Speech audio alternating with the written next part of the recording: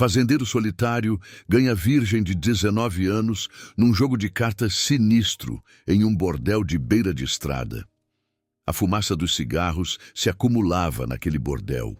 Na sala da jogatina, o baralho rodava pelas mãos suadas. Vicente Ferreira, recém-chegado do sul, jogava como quem já não tinha nada, e talvez por isso a sorte se agarrasse a ele com teimosia. Cada ficha que puxava não era apenas vitória, era humilhação para homens acostumados a nunca perder. E naquela mesa, derrota sempre pede vingança. O silêncio pesado foi rompido quando um dos coronéis apostou um cavalo de raça, animal que valia uma fortuna. Vicente, relutante, aceitou e novamente venceu. A tensão subiu como pólvora acesa. Foi então que Ambrósio Nogueira, já embriagado, jogou sobre a mesa uma promessa hedionda. A noite avançava sobre Anápolis. Em 1947, e a fumaça já se misturava ao cheiro de suor, aguardente e ressentimento. As lâmpadas pendiam do teto baixo e lançavam sombras sobre rostos marcados pela dureza. Homens de botas sujas encaravam o forasteiro que ousava ganhar deles sem pedir licença. Vicente Ferreira recolhia as fichas com a calma de quem não tinha para onde ir. E talvez esse fosse o segredo. O destino parecia favorecer apenas aqueles que já haviam perdido tudo. Mas ele não era apenas um viajante qualquer. Era um homem com passado queimado pelo fogo. 2 anos antes, em sua fazenda no interior do Rio Grande do Sul, as chamas devoraram uma vida inteira. A casa, a esposa e a filha pequena. Ficou apenas o galpão. E nele, Vicente se trancou por meses, incapaz de encarar a realidade. A terra, antes fértil, virou deserto dentro dele. Até que um dia não suportou mais e decidiu deixar tudo para trás, seguindo estradas de poeira sem destino, como se partir fosse a única forma de fugir da dor.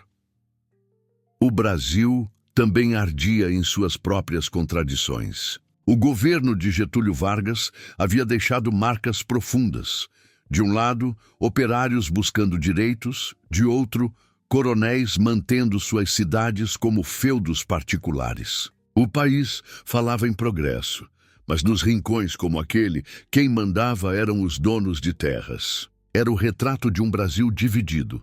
Modernidade nas capitais, coronelismo violento no interior.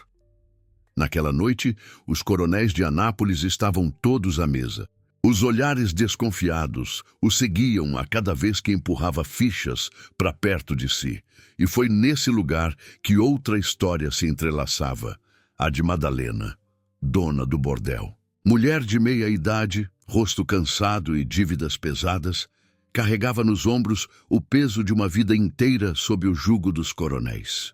Devia fortunas em silêncio, aceitava humilhações em troca de proteção. Sua filha, Lívia, de apenas 19 anos, era a última esperança de um futuro diferente, mas também a presa mais desejada por aqueles homens de botas sujas e riso cruel. Permanecer naquela cidade significava destino certo, ser usada, vendida, trocada, leiloada como tantas outras meninas que nunca tiveram voz. Na mesa do carteado, um dos coronéis apostou um cavalo de raça, como quem tenta recuperar a honra em um único lance. Vicente aceitou a aposta e novamente venceu. O silêncio que se seguiu era mais pesado que chumbo. Madalena, observando à distância, sabia o que aquilo significava.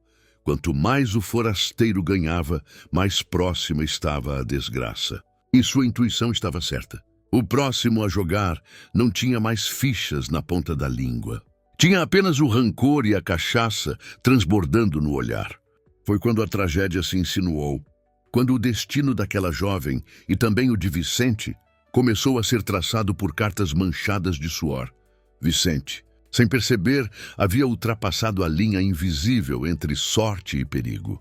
Ele ainda acreditava que poderia simplesmente recolher os ganhos e seguir viagem. E então, o coronel Ambrósio Nogueira fez o gesto que rachou a noite, empurrando para o centro da mesa a sentença que a dívida antiga seria paga, com a entrega da filha da dona do bordel. E não importava se era filha de sangue ou de criação. porque naquelas bandas a diferença se resolve na boca do revólver. Vicente tentou mover as fichas para longe, disse pouco, quase nada, e no movimento contido havia a recusa, e na recusa, a ofensa, e na ofensa, a sombra da violência que todos temiam. A sala, por um instante, ele entendeu, tarde demais, o que os velhos bêbados chamam de regra da casa. Ninguém sai enquanto os donos não disserem que acabou. O coronel botou o revólver na mesa como quem bate um carimbo, e o gesto valeu mais do que qualquer ameaça. No fundo do salão, um vulto espiava por entre as ripas. Era Zeca, engraxate de 15 anos, órfão de pai vivo e de futuro definido pelos sapatos que lustra. Garoto que viu mais do que deveria nas calçadas empoeiradas, guardando numa caixinha de latão os trocados e os segredos que um dia lhe cobrariam com juros. Ele enxergou o exato segundo em que a vida de Lívia, a moça de vestido simples e gesto contido, mudou para sempre. Madalena, por sua vez, não precisou ouvir a frase inteira para sentir as pernas tremerem do jeito que tremem, quando se sabe que qualquer palavra errada pode custar mais caro do que a dívida. E se a menina ficasse, seria repassada como quem repassa uma égua. Madalena pensou no pequeno maço de cartas escritas e segredos que guarda embaixo do colchão. A mão de Vicente quis terminar o jogo, mas o coronel exigiu que o forasteiro apostasse tudo o que tinha ganhado. Na curva do salão, um sargento sem farda observava do escuro. Lá fora, o vento encostava nos eucaliptos e fazia ranger as folhas como lâminas. Dentro, as cartas correram e o tempo correu junto. E cada virada foi um prego a mais numa tampa de caixão, e Vicente viu quando a última carta brilhou sob a luz amarela, e o resultado ficou evidente. Vitória de novo. Ele disse que não aceitaria a moça, e por um fio a noite não virou chacina e sangue, porque Madalena, numa coragem que não sabia possuir, atravessou a sala e empurrou Lívia para fora, dizendo que o futuro da filha valia mais do que a cidade inteira. E foi assim, sem triunfo e sem plano, que Vicente saiu levando consigo o que não queria carregar e que, ainda assim, era a única coisa que podia salvá-lo de si mesmo. E a carroça, arranhando a madrugada, levou 2 exilados, um da própria fazenda, outra da própria vida. No alto da rua, uma janela se abriu e fechou como pálpebra assustada. Era Dona Eurídice, professora aposentada, que guarda num caderno de capa dura as datas de cada injustiça da cidade. E ela anotou com uma letra paciente: noite de cartas, menina levada embora, coronel humilhado, vendetta no horizonte. E sublinhou: vendetta. Do outro lado, na igreja, o sacristão de dedos trêmulos acendeu uma vela aos pés de um santo, porque a cidade também aprendeu a terceirizar a culpa. Vicente, de redeias nas mãos e a cabeça latejando, e Lívia, encolhida no banco da carroça, sabia que o amanhecer sempre foi mais ameaça do que promessa. E entre os dois, um silêncio grosso que dizia mais do que qualquer conversa de estrada. O silêncio de quem, sem combinar, topa um pacto de sobrevivência. Atrás, no salão, Ambrósio ergueu-se com a solenidade de quem preside velório, e só então mediu a profundidade da humilhação, e foi nesse espaço entre o gole e o revólver que a vingança tomou forma, primeiro como gosto amargo, depois como plano, e, quando bateu no batente com o cano da arma para convocar capangas, a cidade inteira entendeu o que vinha. Enquanto as rodas da carroça mordiam a estrada e os eucaliptos trocavam segredos com o vento, um vulto saltou da sombra do armazém e correu na direção oposta, levando no bolso um bilhete que não lhe pertencia e que trazia um nome e um lugar aonde não se devia ir. Zeca corria como quem corre do destino, e nem ele sabia que, no fim, seria justamente esse bilhete perdido e encontrado o fósforo que acenderia outra fogueira, não a que destrói tudo, mas a que obriga quem restou a sair do escuro. A vida nunca mais seria a mesma depois daquela noite. O dia nasceu sem pressa sobre o cerrado, mas na casa grande do coronel Ambrósio, o relógio já corria em outra cadência. a cadência da vingança. O homem acordou com a boca amarga de cachaça, os olhos inchados e o coração ardendo de raiva, porque só então lhe caiu a ficha de que havia sido derrotado diante de todos. E não por um igual, mas por um forasteiro sem raiz, um andarilho que ousou humilhar o dono da cidade no único território que ninguém ousava afrontá-lo: a mesa de jogo.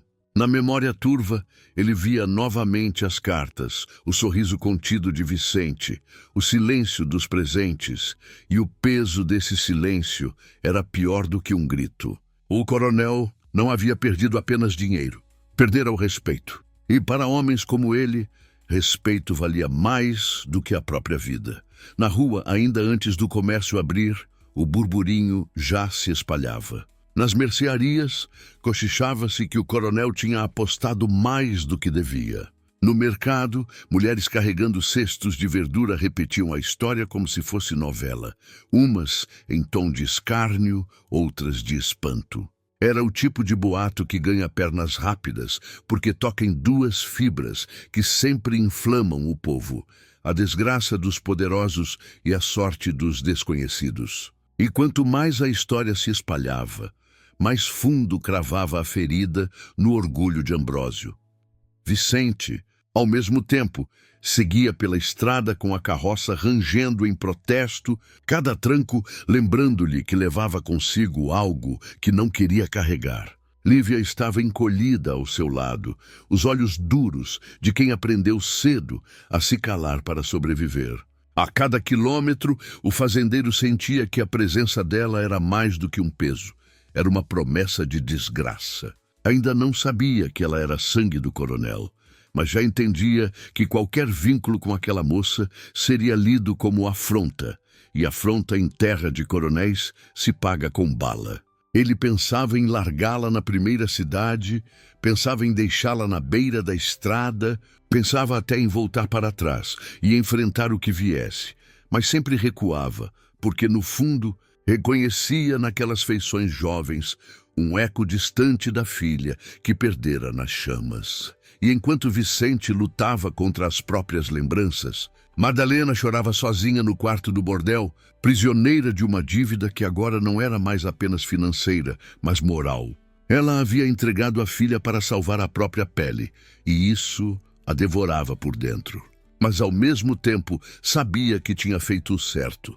Se Lívia permanecesse na cidade, seria devorada pelas garras dos coronéis. A cada soluço, ela repetia para si que, ao menos, a filha agora estava longe, talvez com uma chance mínima de destino diferente.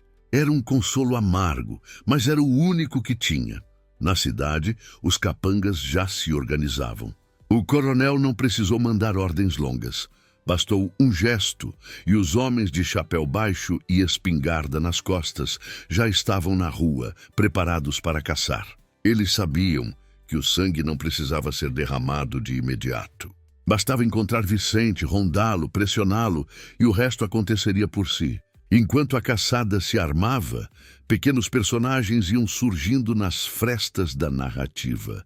Zeca, o engraxate, escondido atrás da esquina, ouvindo nomes e rotas. Dona Eurídice, a professora aposentada que anotava em seu caderno o que via, como se registrar fosse uma forma de resistência silenciosa. E até o sargento do destacamento, que fingia organizar rondas, mas no fundo só calculava até onde poderia se omitir sem ser engolido pelo vendaval. Era um Brasil inteiro refletido naquela manhã. Um país que falava em modernização, mas que ainda permitia que coronéis vendessem destinos como se fossem cabeças de gado. Um país que, no rádio das capitais, exaltava progresso e indústria, enquanto, nos interiores, uma menina de 19 anos podia ser aposta de mesa.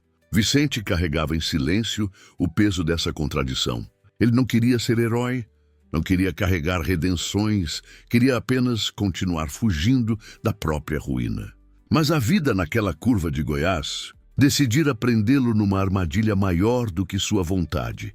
A humilhação pública do coronel Ambrósio era a semente de uma vingança que se estenderia muito além da mesa de jogo. E enquanto a carroça avançava, cada tranco era também um presságio, porque a sorte que havia salvado Vicente na noite anterior agora se tornava a maldição que o marcava como alvo. O país inteiro parecia conspirar para que ele não escapasse. A estrada, o pó, os olhares escondidos, as vozes cochichando. E, no fundo, o forasteiro entendia que, por mais que corresse, o passado sempre encontra um jeito de alcançá-lo. Seja no fogo que levou sua família, seja na bala que já lhe era prometida por aqueles que não aceitam perder. A estrada se estendia diante deles como uma ferida aberta, larga, poeirenta, sem promessa de fim. O sol do cerrado castigava desde cedo, e cada ranger da carroça soava como um lamento preso entre o ferro e a madeira. Vicente, sentado à frente, segurava as rédeas com firmeza, mas por dentro se sentia desgovernado, como se fosse apenas passageiro do próprio destino. Ao seu lado, Lívia permanecia em silêncio, o rosto marcado por uma mistura de medo e desafio. Como quem já compreendeu que falar pode ser mais perigoso do que calar. Havia no ar um peso que não vinha apenas do calor. Era o peso de dois passados que se encontravam sem querer, dois destinos feridos, obrigados a dividir o mesmo espaço. Vicente não queria companhia, não queria a lembrança viva da filha perdida. Mas o silêncio daquela moça o lembrava demais do silêncio que agora habitava sua antiga casa. Aquele silêncio de cinzas que ficou depois do incêndio. E Lívia, por sua vez, não queria estar ali, não queria carregar a marca de ser tratada como moeda de troca. Mas sabia que, se tivesse ficado, estaria ainda mais prisioneira. A estrada, no entanto, não oferecia apenas silêncio. A cada curva surgia um olhar escondido. Homens que espiavam atrás de porteiras, vultos que surgiam e desapareciam no horizonte. A notícia da noite anterior já corria como fogo em palha seca. Um forasteiro vencera os coronéis, levara consigo a jovem que não deveria sair da cidade. Agora, ele não era apenas estranho, era ameaça, era afronta, era alvo. Vicente sentia o olhar invisível sobre si, e cada passo dos cavalos parecia ecoar um aviso: não há fuga possível. E enquanto a poeira cobria a carroça, o Brasil também se mostrava naquele trecho de estrada. O rádio das capitais anunciava progresso, fábricas, escolas. Mas ali, o que se via eram jagunços rondando vilas, mulheres escondendo filhas atrás de cortinas, homens que preferiam calar a desafiar os poderosos. O país, no papel, era novo, mas na pele do povo ainda era velho. Vicente tentava distrair-se com o horizonte, mas a mente o traía, puxando-o de volta ao passado. A lembrança do incêndio surgia como um fantasma insistente. O grito da esposa, o choro da filha, o cheiro insuportável da madeira queimando. Ele fechava os olhos, sacudia a cabeça, mas a imagem voltava sempre, como brasas que nunca se apagam. E, sem perceber, começava a projetar naquela jovem ao seu lado a sombra da filha perdida. Era isso que o mantinha firme nas rédeas. Não a vontade de salvar a moça, mas o instinto de não falhar novamente. Lívia, por sua vez, guardava segredos que queimavam ainda mais que o sol. Sabia que era filha ilegítima de Ambrósio. Sabia que carregava no sangue o mesmo veneno do homem que a apostara. Mas não dizia nada. Não ainda. Guardava essa verdade como quem guarda uma faca sob a roupa, um segredo que poderia ferir ou salvar, dependendo da hora. Ela olhava para Vicente e via nele algo diferente dos homens que conhecia. Não havia cobiça, não havia o olhar de quem mede preço. Mas também não havia promessa. Apenas uma sombra de dor que a intrigava. No caminho, a carroça cruzou com um grupo de retirantes que seguiam em direção ao norte, rostos magros, olhos fundos, levando crianças e trouxas de pano. Vicente puxou as rédeas e encostou para o lado, observando em silêncio aquele cortejo de miséria. Ali estava diante dele o retrato de um país que abandonava os seus, que empurrava famílias inteiras estrada afora em busca de terra, de pão, de nada. Lívia observou as meninas da sua idade, de pés descalços e olhos vazios, e pensou que poderia ser uma delas. O futuro, de qualquer jeito, não lhe parecia menos cruel, e foi nesse momento de distração que Vicente percebeu o vulto. 2 homens a cavalo surgiram à distância, pararam na beira da estrada, observaram por alguns segundos e desapareceram em seguida, como lobos farejando a presa antes de atacar. Vicente nada disse, mas seu corpo inteiro ficou tenso. Sabia que eram espiões do coronel, jagunços medindo o tempo, marcando a trilha. A caçada já havia começado, e o primeiro sinal era sempre esse: vultos silenciosos que somem antes do disparo. O silêncio entre Vicente e Lívia voltou a crescer. Não era mais apenas desconforto. Era expectativa. Os 2 sabiam, sem precisar dizer, que estavam entrando numa estrada que não era só de terra, mas de vingança. Ele tentando fugir de um passado queimado. Ela tentando escapar de um presente condenado. E juntos eram apenas 2 passageiros de uma carroça que avançava em direção ao inevitável. No vilarejo seguinte, um detalhe trouxe a lembrança de que a vida ainda podia ter cor. Uma mulher na porta de casa lavava roupa, cantarolando baixinho uma moda antiga. O som era quase doce, mas para Vicente soou como uma afronta. Como podia ainda existir música num país que parecia feito só de dor? Ele fechou os olhos por um instante e nesse gesto ficou claro. Não era apenas a estrada que era longa. Era o caminho dentro dele. E no final daquela tarde, quando o céu já se tingia de vermelho, Lívia olhou para Vicente com uma pergunta que não fez em voz alta. Até onde ele iria? Até onde ela suportaria? Era o tipo de pergunta que não precisa ser respondida de imediato, porque já contém em si o prenúncio da tragédia.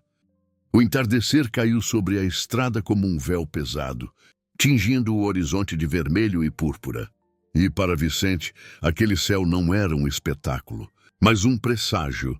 Parecia-lhe o mesmo tom do fogo que consumira sua fazenda, um aviso de que nada em sua vida poderia terminar em paz. O rangido da carroça misturava-se ao som dos grilos, mas nem mesmo a natureza conseguia disfarçar o mal-estar que crescia a cada quilômetro. Ele percebia, sem precisar ver, que estavam sendo seguidos. Não de perto, não de forma aberta, mas de um jeito sutil e calculado. Típico dos jagunços do coronel. Vultos que apareciam no topo de uma colina. Silhuetas que surgiam entre os eucaliptos e desapareciam no segundo seguinte. Era como se quisessem lembrá-lo o tempo todo de que não havia fuga possível. Lívia, ao lado, permanecia encolhida, braços cruzados, olhar fixo na estrada. Mas dentro dela, o silêncio era uma batalha.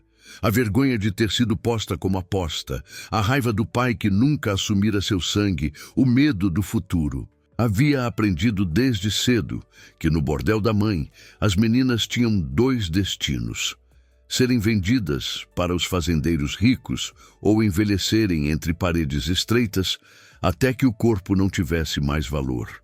Sabia que, se ficasse na cidade, seu fim já estava traçado. Mas seguir com aquele forasteiro também era risco. Quem era ele, afinal? Um homem quebrado pelo passado, ou alguém capaz de protegê-la?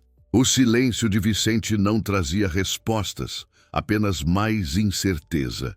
Naquela noite, quando pararam em um rancho abandonado para descansar, o peso da adaptação mostrou-se de forma cruel. Vicente improvisou uma fogueira, mas suas mãos tremiam. Não pelo frio, mas pela lembrança que o fogo sempre trazia. Ele se afastou, deixando as chamas consumirem apenas gravetos, e se deitou no chão duro, o chapéu cobrindo os olhos, tentando enganar a própria mente. Mas o sono não veio.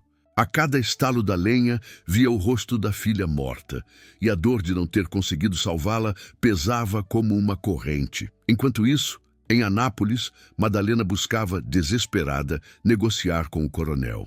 Foi até a Casa Grande, entrou de cabeça baixa, implorou por clemência. Mas Ambrósio, ainda mais envenenado pelo álcool e pela humilhação, apenas riu. Disse-lhe que já não tinha filha. Disse-lhe que agora só tinha dívida. E cada palavra era como uma lâmina cravada em Madalena, que saiu da casa tropeçando, sabendo que havia perdido mais do que imaginava. De volta à estrada, Vicente acordou no meio da madrugada com o relinchar dos cavalos. O coração disparou, silhuetas espreitavam na escuridão. Ele agarrou a espingarda, preparou-se para um confronto, mas os vultos sumiram tão rápido quanto surgiram. Era apenas mais um aviso. Eles não o atacariam ainda. Não era assim que funcionava o jogo dos coronéis. Primeiro vinham os recados, depois a pressão. Só então o sangue. Lívia, que fingia dormir, viu o medo nos olhos de Vicente quando ele voltou a se deitar. Foi nesse instante que percebeu. Aquele homem não era invencível, não era herói, era apenas humano, carregando feridas que nunca fecharam. Mas, paradoxalmente, foi esse reconhecimento que a fez confiar um pouco mais nele. Se ele podia ser quebrado, talvez pudesse compreendê-la. No dia seguinte, chegaram a um vilarejo pequeno de casas de barro e telhados de palha. Vicente desceu para comprar mantimentos, mas sentiu todos os olhares sobre si. As conversas paravam quando ele entrava, as mãos se calavam sobre os balcões. Era evidente, a notícia já havia chegado ali também. E no silêncio hostil daquelas ruas, ele entendeu que não havia lugar seguro. O medo de fracassar começou a se entranhar em cada gesto. Se ficasse parado, seria encontrado. Se seguisse viagem, seria caçado. Se abandonasse a moça, talvez sobrevivesse, mas a lembrança da filha morta o perseguiria ainda mais. Era como se não houvesse saída. A estrada era um labirinto que apenas mudava de paisagem, mas sempre terminava no mesmo ponto, a ruína. Na carroça, Lívia finalmente ergueu os olhos e o encarou. Não disse nada, mas o olhar carregava uma pergunta muda. Até quando ele conseguiria protegê-la?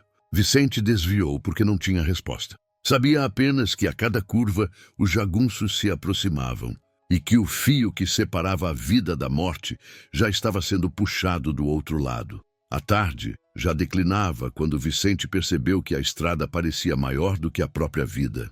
A poeira se infiltrava na garganta, os cavalos respiravam pesados e a carroça, a cada tranco, parecia reclamar contra o destino que carregava. A fome apertava e ele decidiu parar num vilarejo maior, onde poderia abastecer-se e talvez descansar por algumas horas. Foi sua primeira grande falha, acreditar que poderia agir como qualquer viajante, ignorando que agora tinha um alvo marcado na testa.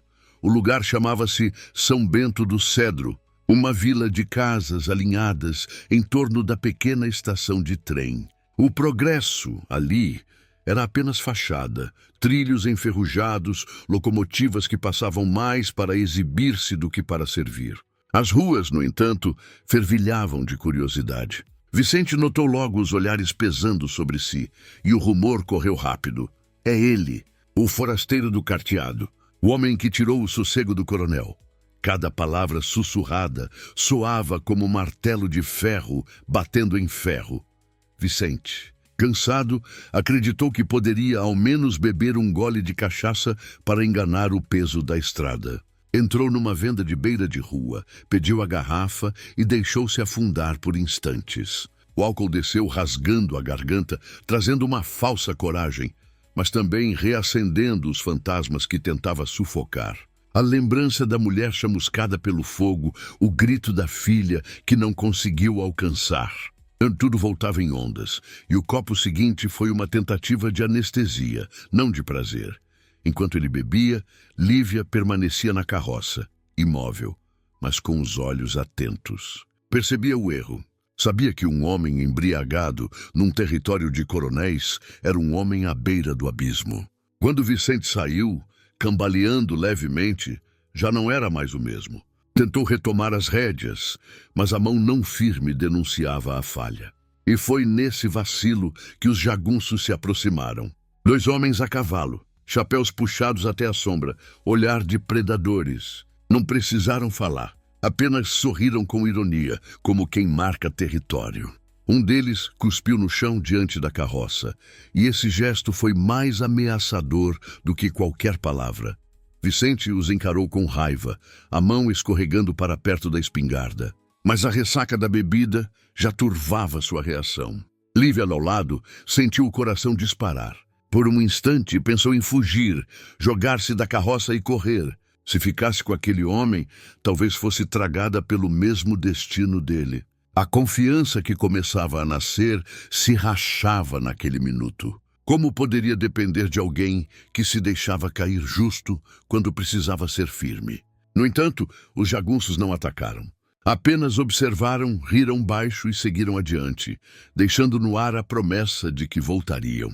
O jogo deles era assim, encostar o inimigo no canto, pouco a pouco, até que não houvesse mais saída.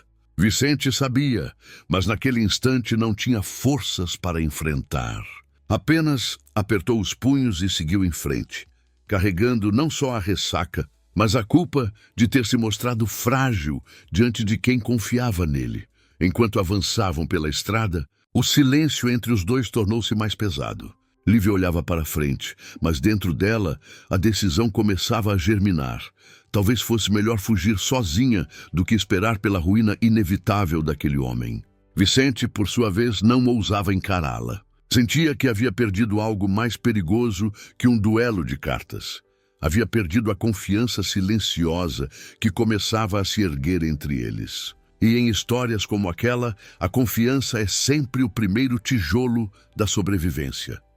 No mesmo instante, em Anápolis, o coronel Ambrósio mandava reunir mais homens. O orgulho ferido não se contentaria em esperar. Se antes queria apenas a cabeça de Vicente, agora queria também a garota de volta. Não por amor, nunca foi, mas porque ela sabia demais, e um segredo mal guardado é arma contra o próprio dono. A caçada, até então disfarçada, tornava-se oficial. E a cada ordem dada, o cerco se fechava ainda mais. A manhã seguinte nasceu áspera, como se até o vento tivesse escolhido castigar.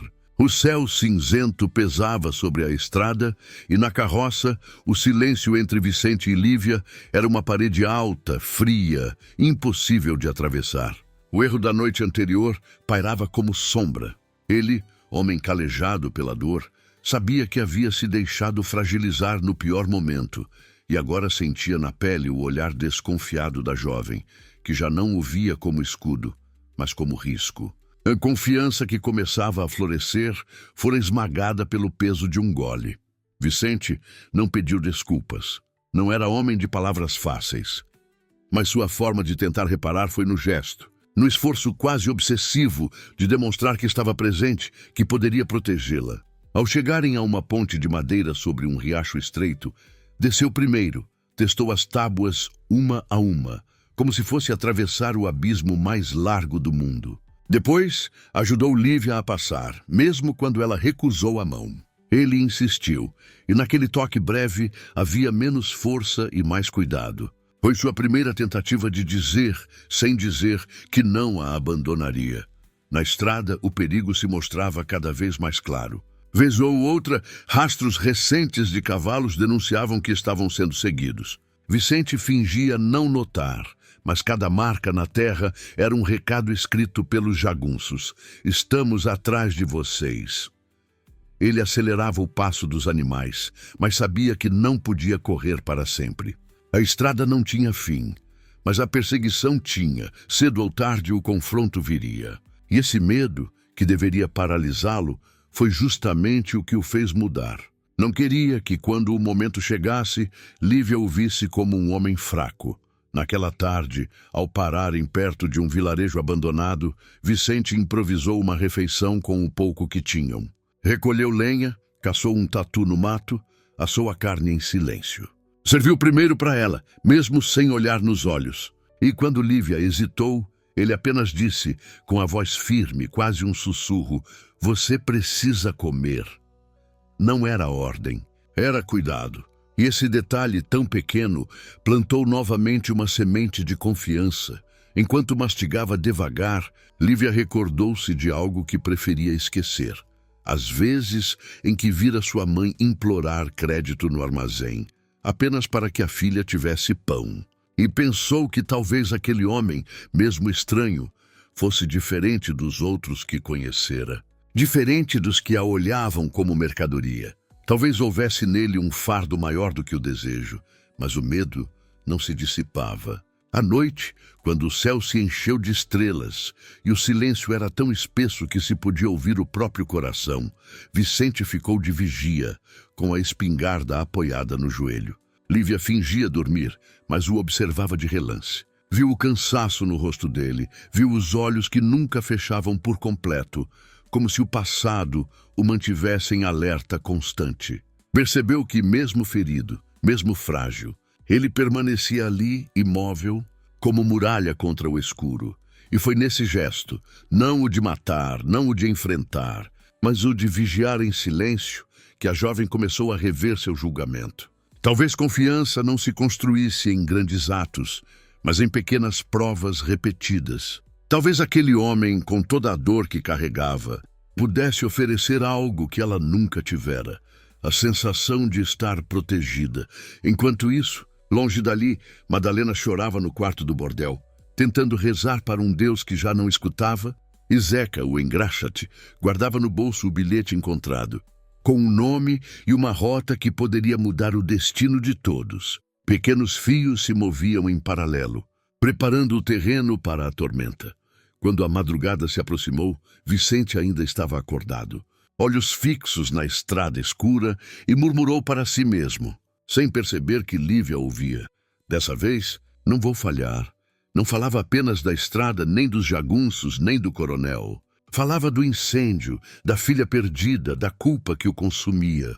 E nesse sussurro, sem que ele soubesse, entregou à moça a chave de quem realmente era. A noite ainda mal havia se dissolvido quando o estalo dos galhos no mato denunciou o que Vicente já temia.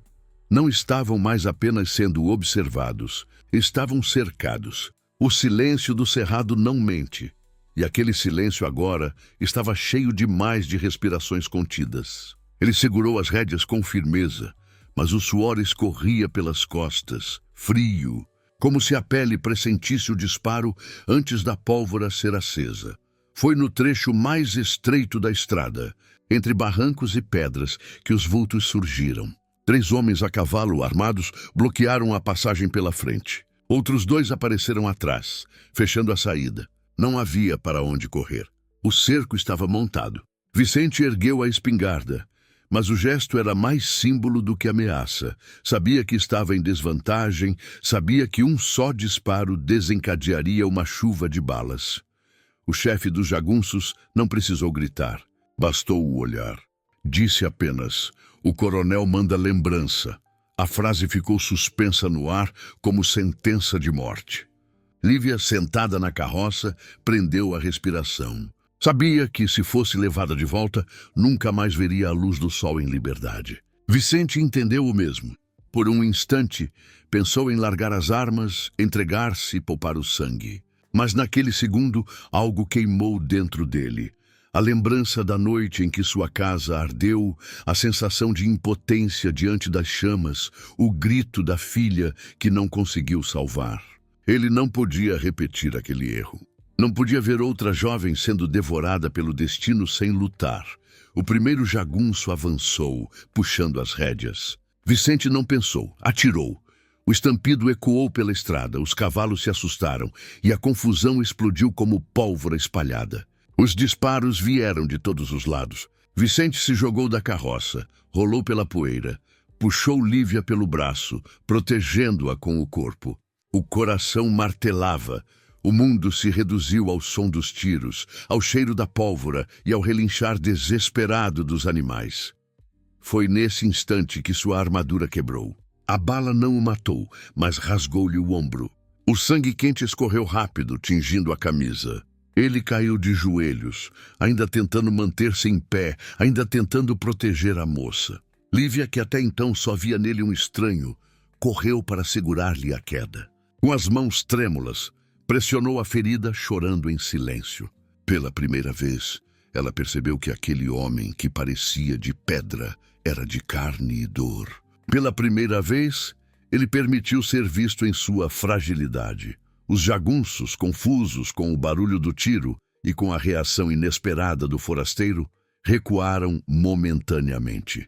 O chefe, furioso, ordenou que recuassem e esperassem o próximo encontro. Não queriam resolver tudo ali, não sem ordem direta do coronel. A mensagem estava dada. Vicente e a garota estavam marcados e a caçada continuaria. Quando o silêncio voltou, só restava o som da respiração ofegante dos dois. Lívia ainda segurava a camisa ensanguentada, o olhar desesperado, tentando encontrar força em um rosto abatido. Vicente tentou sorrir, mas apenas um murmúrio escapou. Não vou deixar levarem você. Aquela frase, dita em meio ao sangue e ao cansaço, não era apenas uma promessa à jovem. Era um pacto com o próprio passado. Ele não pôde salvar sua filha, mas talvez pudesse salvar Lívia. E naquele instante, algo se quebrou dentro dele. A couraça de frieza, o muro de silêncio, a vontade de se esconder do mundo. Pela primeira vez, não fugia. Pela primeira vez, queria resistir. Naquela madrugada, escondidos em um casebre abandonado, Lívia cuidou de Vicente. Rasgou o próprio vestido para estancar o sangue, trouxe água de um riacho próximo, ficou acordada enquanto ele delirava de febre. E entre um delírio e outro, ouviu-o chamar pelo nome da filha morta. Foi aí que compreendeu de onde vinha a dor que o acompanhava como sombra. E em vez de sentir medo, sentiu proximidade. Porque ela também carregava fantasmas, o pai que a renegava, a mãe que a entregara, a vida que sempre lhe fora negada. Do lado de fora, os grilos cantavam indiferentes. Mas dentro daquele casebre, um elo novo começava a se formar, nascido não da força, mas da fraqueza compartilhada. Vicente, pela primeira vez em anos, permitia ser cuidado. Lívia, pela primeira vez na vida, sentia que cuidar de alguém lhe dava sentido, e enquanto ele adormecia, esgotado, ela se levantou e olhou pela janela. Viu ao longe a silhueta dos jagunços recortada contra a lua. Eles não tinham ido embora. Estavam à espreita, esperando o momento certo. E Lívia entendeu. Aquela não seria apenas a luta dele, seria a dela também. A madrugada correu lenta, cada minuto arrastado, como se o tempo tivesse pena dos dois. O casebre abandonado onde se abrigavam rangia com o vento, e o estalar da madeira parecia anunciar que a qualquer momento a porta seria arrombada pelos jagunços que rondavam do lado de fora. Mas não vieram. Não ainda.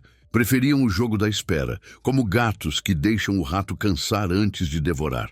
E nesse espaço entre a vigília e o medo, Vicente e Lívia descobriram algo mais forte do que o silêncio que os separava, a necessidade de falar. Vicente acordou com a dor latejando no ombro, o sangue já ressecado no pano improvisado. Tentou se levantar, mas a fraqueza o prendeu ao chão. Lívia, que velava seu sono, pressionou-o de volta com as mãos firmes. Não disse nada, apenas o obrigou a ficar quieto. Foi nesse gesto simples que ele entendeu. Ela não o via mais como ameaça, mas como alguém que precisava ser protegido. O silêncio demorou a ceder, mas quando Vicente falou, sua voz veio carregada de pedra e cinza. Eu já perdi uma filha. Não vou perder outra vez. Não era uma frase calculada, nem dirigida a ela. Era um desabafo arrancado do fundo da alma, a confissão de uma ferida aberta há anos. E quando o disse, o peso que carregava desde o incêndio pareceu se derramar no chão.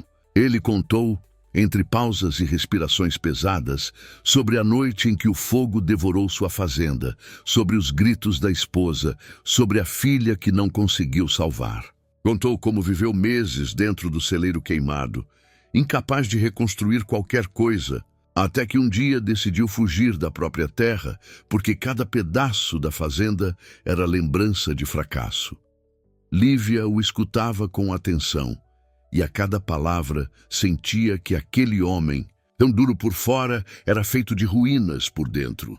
Reconheceu nele algo que conhecia bem, a dor de ser traído pelo destino, de ser reduzido a nada.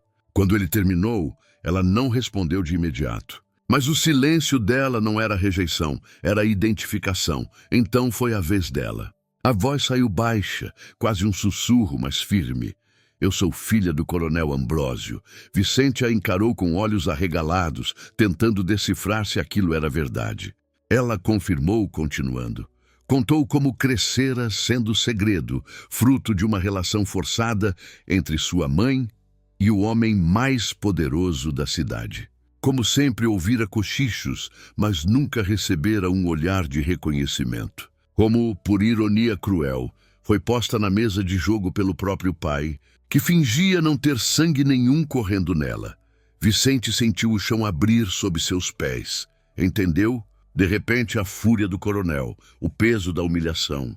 Não era apenas dinheiro ou orgulho, era sangue. Ele havia levado consigo a prova viva do pecado mais bem guardado da cidade. E agora não havia retorno. Lívia, com os olhos marejados, revelou ainda mais. Contou que o coronel vendia meninas do bordel para outros fazendeiros, que usava sua mãe como instrumento e cobrava dívidas com a carne das filhas alheias. Disse que já tinha visto demais, que carregava segredos capazes de incendiar a cidade inteira se viessem à tona. Vicente a escutava e, a cada palavra, percebia que aquela garota tão jovem carregava um peso maior do que muitos homens. O silêncio que se seguiu foi diferente de todos os anteriores. Não era mais o silêncio desconfiado, nem o silêncio hostil. Era o silêncio de duas feridas que se reconhecem. Dois destroços que, por acaso ou destino, se encontraram na mesma estrada. Vicente olhou para ela e, pela primeira vez, não viu apenas uma lembrança da filha perdida, mas um ser humano com sua própria dor, sua própria coragem. E Lívia, ao vê-lo vulnerável, não o viu mais como um estranho perigoso, mas como um homem quebrado tentando se reconstruir. Do lado de fora, os jagunços ainda rondavam, mas dentro do casebre o inimigo era outro. O silêncio interno, o peso das culpas, o medo de se entregar. E naquela madrugada, pela primeira vez, os dois se permitiram dividir esse peso. Não houve promessas, não houve planos, não houve palavras bonitas. Apenas a verdade crua dita no escuro, entre respirações curtas e corações acelerados. Quando a aurora começou a riscar o céu, Vicente adormeceu de exaustão e Lívia permaneceu sentada ao lado, observando-o, sentindo que, embora o perigo fosse maior do que nunca, algo havia mudado. Já não eram apenas fugitivos, eram cúmplices de um segredo que os unia mais do que qualquer promessa. E, no horizonte, o coronel Ambrósio preparava o próximo golpe. Reunindo homens e armas, decidido a lavar com sangue a afronta que manchara seu nome. O sol nasceu sem piedade sobre o cerrado, dourando as folhas secas e revelando cada marca de passo deixada pelos cavalos na terra. Vicente e Lívia saíram cedo do casebre, mas a estrada já os denunciava. Cada rastro era uma seta apontando sua rota. A caçada não era mais apenas sombra, era perseguição declarada. Eles sabiam que o confronto não tardaria, e a consciência desse destino inevitável fazia cada minuto pesar como chumbo. À medida que avançavam, os sinais se multiplicavam. Um galho quebrado que não estava ali antes. Um corvo levantando voo de repente, como se espantado por presenças invisíveis. O silêncio da mata interrompido por passos pesados. Vicente mantinha a espingarda apoiada nas pernas, a mão firme, mas os olhos denunciavam o cansaço de dias sem dormir. Lívia, embora silenciosa, percebia. E, no fundo, sabia que se algo acontecesse, caberia a ela também lutar. Foi no meio da tarde, quando cruzavam um desfiladeiro estreito, que a emboscada veio. 4 homens surgiram de uma só vez, 2 à frente e 2 atrás. O som metálico dos ferrolhos armados ecoou como trovão. Vicente puxou as rédeas, mas sabia que não havia saída. Os cavalos empinavam nervosos, a carroça rangia, e o suor lhe escorria pelo rosto. O chefe dos jagunços avançou, gritando que o coronel queria a garota de volta e que a vida de Vicente seria o pagamento pelo atrevimento. O instante pareceu suspenso no ar.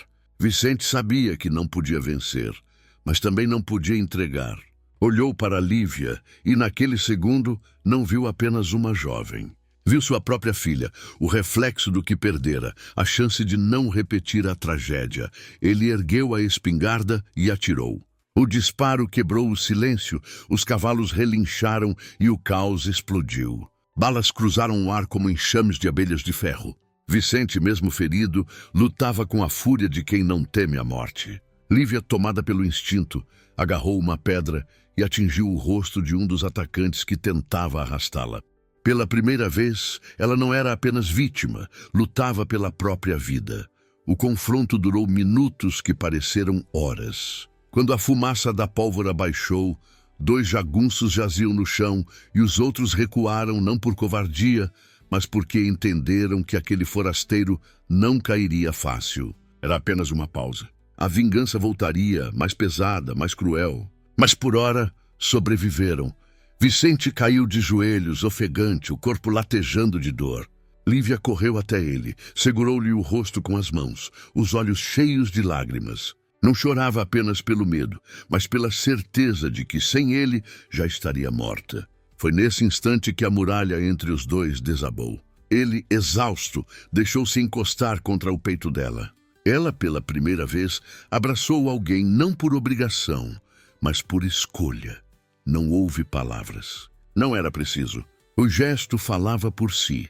Um pacto selado no sangue derramado, no risco compartilhado, na dor dividida. Ali, entre o cheiro da pólvora e da terra molhada de suor, nascia algo que nenhum dos dois ousaria nomear, mas que ambos sabiam existir. E, quando a noite caiu novamente, acamparam sob as estrelas, os corpos ainda trêmulos da batalha. Vicente, deitado na terra fria, murmurou algo que mal conseguiu terminar.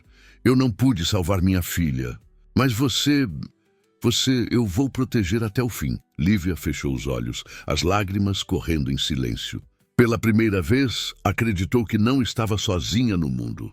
Pela primeira vez, sentiu que alguém via nela mais do que mercadoria, mais do que segredo, mais do que sangue amaldiçoado. E enquanto as estrelas se espalhavam pelo céu, ela permitiu que o coração, ferido e desconfiado, se abrisse um pouco.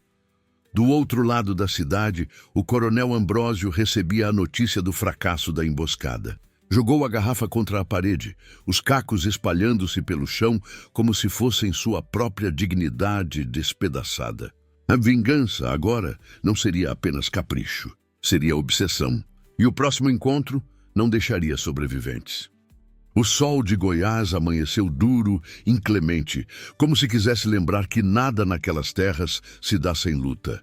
A estrada ainda guardava o cheiro da pólvora da noite anterior, e Vicente, sentado na beira da carroça, respirava fundo, tentando se convencer de que ainda havia fôlego para mais um dia. O ombro latejava, o corpo pedia repouso, mas a mente não lhe dava trégua. Sabia que o coronel não descansaria enquanto não o visse morto, enquanto não arrancasse a filha de volta, não por amor, mas para calar o segredo que ela carregava, Lívia ao lado. Já não era a mesma moça que deixara Anápolis forçada pelo destino. Havia um brilho novo em seus olhos, um fogo que não vinha do medo, mas da decisão de resistir. Durante anos, vivera como sombra, submissa ao destino traçado pelos outros. Mas agora, depois de ver sangue derramado e sentir a vida escapar por um fio, escolhera não ser mais mercadoria. Escolhera existir como alguém que podia lutar. E essa escolha se refletia na maneira como olhava para Vicente. Não mais como estranho, não mais como fardo, mas como companheiro de estrada. A última cartada do coronel veio no meio da manhã, quando o caminho se estreitou novamente entre vales e capinzais. Uma fileira de homens surgiu à frente, mais numerosos, mais bem armados. Era o confronto final. Vicente apertou as rédeas, fez a carroça parar e com calma desceu. Estava cansado, ferido, mas havia em sua postura uma firmeza que não mostrara antes. Talvez fosse porque pela primeira vez em anos tinha algo a proteger além de si mesmo.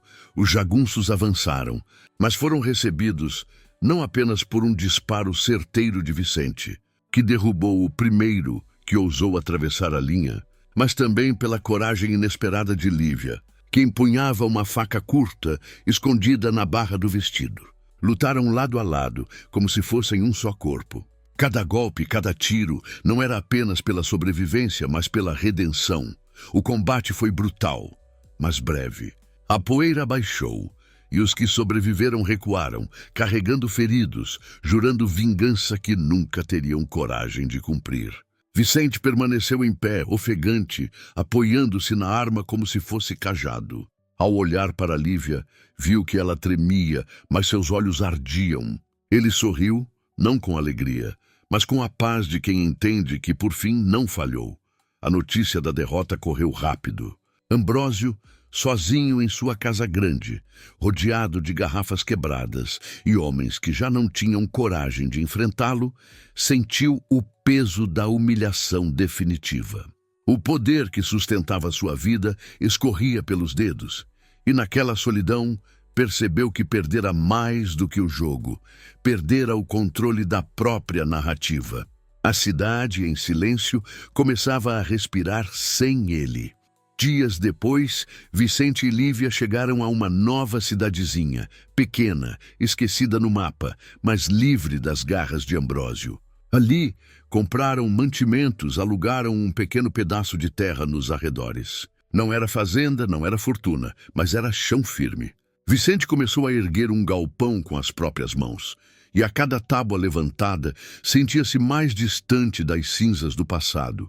Lívia, por sua vez, plantou as primeiras mudas no quintal, como quem finca raízes não apenas na terra, mas na própria vida, na varanda improvisada ao entardecer. O silêncio que antes era prisão agora se tornava companhia. Vicente não precisava mais fugir do que sentia, e Lívia não precisava mais esconder quem era. Dois destinos quebrados haviam se encontrado na estrada e, juntos, encontravam agora um ponto de recomeço. O cerrado, antes cenário de perseguição, tornava-se testemunha de reconstrução. Não havia promessa de felicidade fácil, nunca haveria. Mas havia a certeza de que, pela primeira vez, não estavam sozinhos. Vicente ergueu os olhos para o céu avermelhado e, sem falar alto, murmurou: "O fogo não levou tudo. Ainda sobrou vida." Lívia o olhou em silêncio. E naquele olhar estava a síntese de toda a jornada.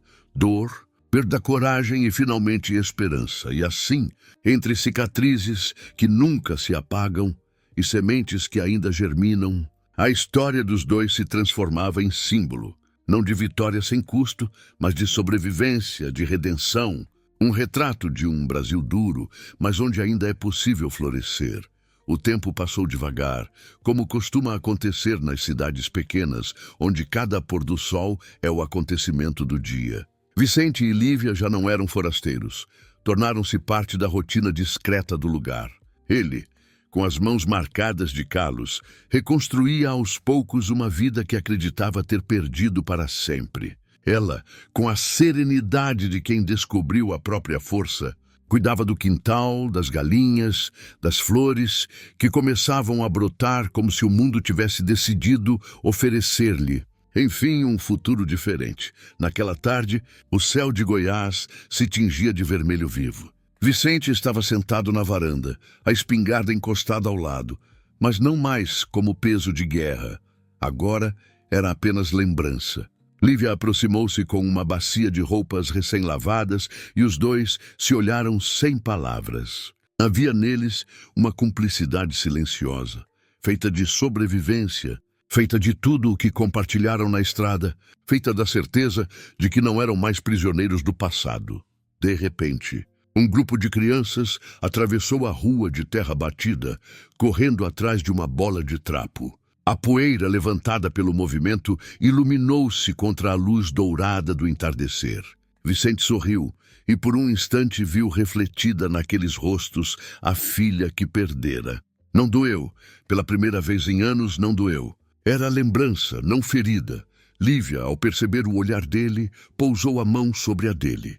Não precisaram dizer nada. Aquele gesto bastava.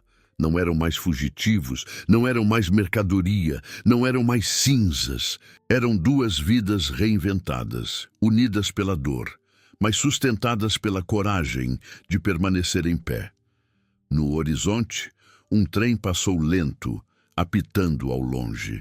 Era o símbolo de um país que ainda oscilava entre passado e futuro, entre coronéis e promessas de progresso. Mas para eles aquele som não era ameaça, nem lembrança amarga. Era anúncio de continuidade. Vicente respirou fundo, sentindo o cheiro de terra molhada pelo sereno que já se aproximava, e murmurou baixinho: não para ela, não para ninguém, mas para si mesmo e para os que ficaram nas cinzas. O fogo não me levou. Eu ainda estou aqui. Lívia o olhou, e nos olhos dela havia algo que ele não via desde a infância perdida: esperança. E foi assim, na simplicidade de uma varanda de madeira, que a história terminou. Não com tiros, não com gritos, não com sangue, mas com o silêncio bom. O silêncio de quem finalmente encontrou um lugar no mundo. E, nesse retrato final, um homem marcado pela dor, uma jovem que sobreviveu à própria condição e um entardecer pintando o cerrado.